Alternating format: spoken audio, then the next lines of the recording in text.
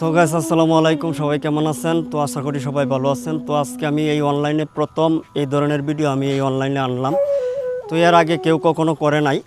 তো আমার এই কাজগুলো যদি অবশ্যই ভালো লাগে তো অবশ্যই লাইক কমেন্ট শেয়ার করে পাশে থাকবেন এবং সবাইকে দেখার মতো সুযোগ করে দিবেন যেন আমার এই কাজ থেকে সবাই উৎসাহিত হতে পারে।